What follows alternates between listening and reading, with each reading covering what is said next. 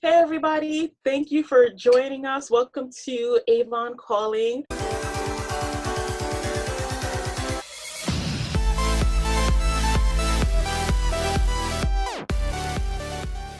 Today we are featuring Avon representative Lisa Harrell. She's a member of my team, and I'm so excited to introduce you guys to her. Thank you for joining us, Lisa. Hi everybody. So Miss Lisa, you have been with Avon for 14 years. You're a Gold Ambassador and you are an Honor Society member. Excited Yes, for the new year. very exciting.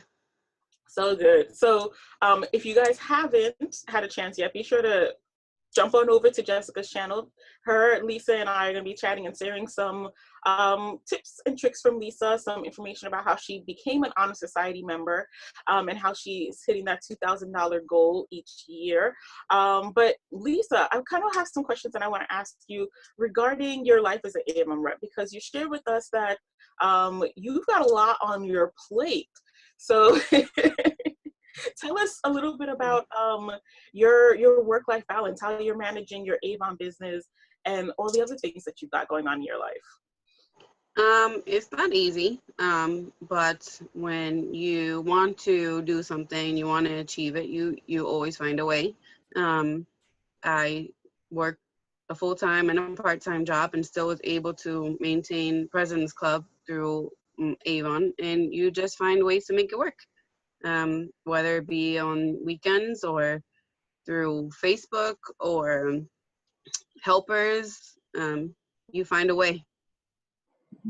What do you do? Do you work on the weekends? Do you work on your lunch break? When do you deliver orders? When do you take orders? Well, when I worked two jobs, it would, people would text me. I wouldn't work on the weekends, and that's when Georgiana and I would go out. Yeah, you have your helpers that will collect for you. Mostly, that's where most of my orders came from, through my helpers, like my mom and my aunt and some of my coworkers. And then the rest is, based on you, through Facebook, through follow-up. If you can't make a phone call, you can send a text message. You can always email as well. So depending on what your situation is, you work around it and try and figure out what's best for that time.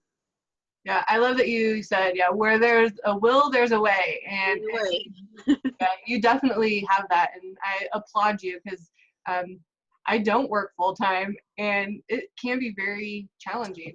And yeah, I feel like sometimes when your schedule is busier, it fits in more sometimes because you know that you only have a short amount of time to do it, and so you have to fit it in and you have to make it work. Yeah. But if you have like more of a free schedule, like, I'll do this later. Oh, let me just do this real quick first. But when your schedule is kind of packed and you only have a limited amount of time, you're destined to get everything done. Yeah, gotta work to get it done.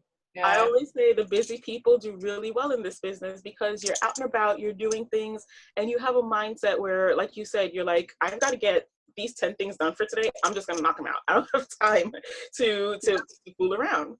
And that becomes like that motivation. Mm-hmm. Yeah. It's true. Because you don't have that extra free time. You don't have the extra half an hour. You don't have the extra hour. So it's now or never. Mm-hmm. So it sounds like you have a good balance between your personal life, your Avon life, and that's not like a huge challenge for you. So with selling Avon, what is your biggest challenge that you have experienced in your 14 years of selling? My challenge is getting people to order through my website. I guess because I have the old-fashioned customers that want the books. And I guess I'm that way too. I prefer to see a catalog in my hand rather than flipping through pages on Facebook or on the internet. But that's my biggest challenge, actually. It's my website sales and getting them to convert. It sounds to me like you're even overcoming that challenge because, as you mentioned earlier when we were talking about fundraisers, you said that a lot of your fundraisers are now online. So are you starting to see that change in how your customers order, and how even your customers are working to use social media to their advantage as well? My customers, no. But for the fundraiser, yes, because actually the fundraiser was not in New York. The rescue is based out of New Jersey and PA. So it was going to be a little difficult to get the products out there, which is why we just made it pretty much an online fundraiser. So it kind of forced them to go there because they didn't have many other options. But my own customers that are used to getting the books in hand, no. Not No, online. not online. They Oh, okay. maybe done it once, only because they needed something right away and placed it before my order was due. That's the only way I think I've gotten a few of them to do it, and still they come back to wanting the books. Yeah. I find that pretty common. I think that having customers order online can be challenging. I know, like with my local customers, they like the book, they like it when I come to deliver to them. And I've found that new representatives can get discouraged because people aren't ordering online.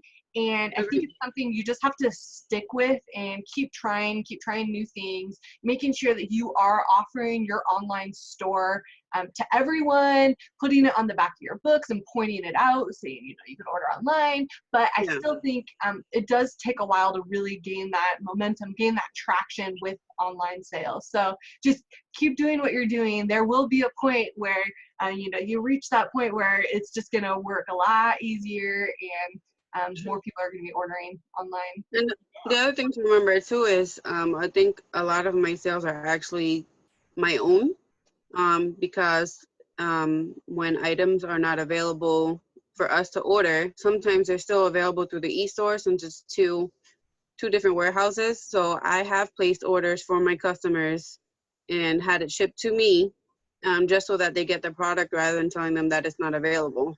And if somebody needed something right away and they wouldn't go online, I would order and ship it to them. Mm-hmm. You guys have some awesome points, because like Jess, you were saying, first of all, it does take time. I know for myself too, Lisa and I have that in common, that we're working full-time jobs and doing Avon on the side. So I know for me, having customers order online is a huge time saver. But I also find that a lot of my customers are also working full-time, of course, because they're not Avon reps. So that's their job. So time-wise, for them to be able to order online and get their products faster, for me, I found that just conveying that to my customers, that there are two separate warehouses, and when I deliver, it takes 2 weeks, but if they order online, they can get it faster. Sometimes, like you said, Lisa, if there's an item that's not available through me as a rep, a lot of times it is available online. So for me to reach out to them and say, hey, you know what, I can get you this item faster, and it's not going to be sold out if we can place this order online. A lot of times my customers are like, oh yeah, I want it, and I don't want to miss out on this amazing opportunity or this great product, so I will place that order with you online. So a lot of times it's just showing the customers the best way, the best service, the best options that are available to them, and usually that helps them to make that transition a little bit easier. I still get them the books though. I feel like everybody just loves to flip through the pages, right? True. And even if they don't want to order online, but just by you telling them, by the way, this item wasn't available, but I was able to get it for you through my website in my e-store, so you may want to check it out. It lets them know that it's available. They may not do it now, but they may want something or need something right away, and they know that, it takes 2 weeks for my orders to go in, but then it's also scheduling a time and when we're both available to meet to drop off the orders, which sometimes can push it a little bit longer.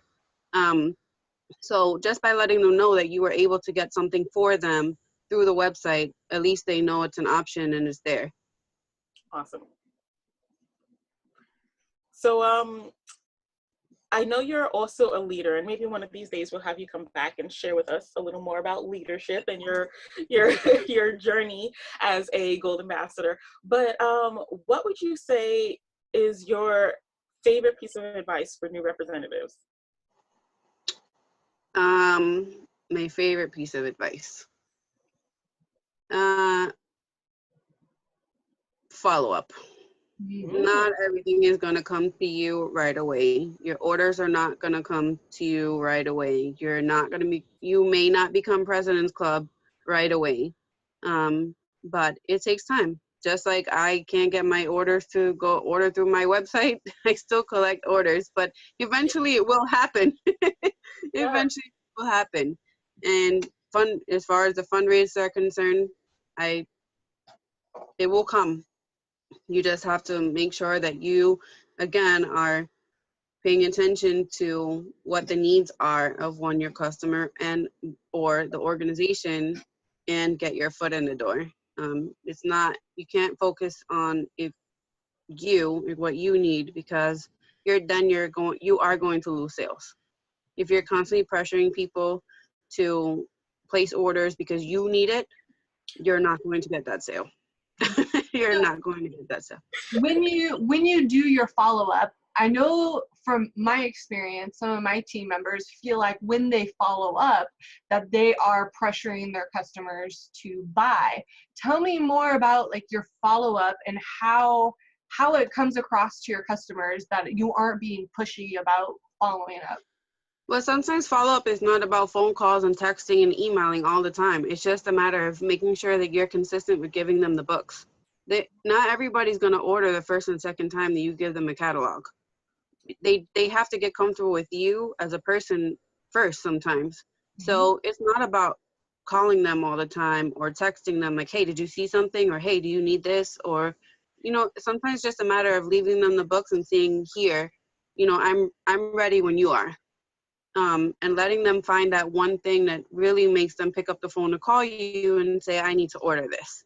But it's about being consistent. If you just bring them a book once and you don't bring them a book for 6 more months, they're probably not going to order from you, because they're not going to feel that they're going to get their order on time, or, they're not going to trust you. But if you're consistent with giving them the books, eventually they're going to find something and they're going to want to order something. And they're going to pick up the phone or email you or text you. So it's about building the relationship. You can call them. You can call them and say, hey, did you get the book? But if you're constantly calling them, like, did you find something you want to order? Sometimes you will turn them away. It's like, I always use the analogy of like being at a cocktail party. When you go to a party and you meet new people, you're not just like, you give them a business card, which is like, in real life, your business card or your catalog, but it's not just, do you want to buy something? Do you want to buy something? Do you want to buy something? Do you want to buy something? It's about, hey, who are you? What do you do? What are your likes? What are your preferences? What's your life like? And you share your own story, but it's really a business that's about developing relationships, building friendships, and just your customer base will be your friends. Those are the people who you'll get close to because of that relationship building. So I love that you said, it's not just about, do you want to buy this? Do you want to buy this? It's about, hey, this is who I am. This is what I'm interested in. Who are you? What do you like? What can I do to help you? How can I be of service to you? Yep. Yeah, I think that's exactly right. And my customers have become my friends. And when I am helping out my new team members, I let them know follow-up is super important.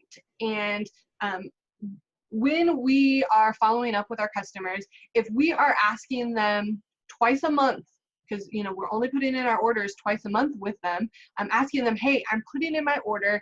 Did you see anything that you liked? Are there any samples that you would like? I know for me as a customer, if I have a friend of mine asking me only twice a month, if there's something that they could get for me, that doesn't bother me. I don't feel like that is too pushy, or I feel like they still have my best interest at heart. So even if you were to give them the book every campaign and only follow up once a month, I think that's great, and that will definitely increase your sales. Yeah, it's also a matter of getting to know your customers. There are customers that will want you to call them all the time and remind them, and there are other customers that don't want to be reminded, and they will order when they want to. So it's a matter of knowing them too, and and also getting to know what they like. And follow up could just be, hey, guess what? I remember that you liked this red color lipstick and we have this new one and I just thought that you should see it. And it's not even asking them if they want to order it. It's just a matter of showing them that there's something new that, you know, they may like, and getting them interested again. So follow-up isn't about calling and asking if they want to order. It's about knowing them and what they need and what they want. Awesome. Some great advice from you, Lisa. Thank you so much for sharing. And that is how you have become a top seller and an amazing leader, servicing others and building your relationships, building your family, your Avon family, to expand not just within your team, but out to your customers. So thank you so much for sharing those tips and tricks with Jessica and I and our Avon family that are watching these videos. So we will hopefully have you back on another chat. What do you think? Maybe. I'd love to.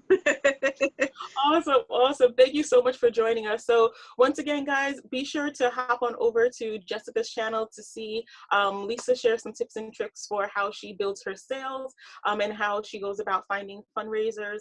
And we will be back with more videos. So be sure to subscribe to both of our channels so that you can see the entire interviews that we'll be sharing with you guys.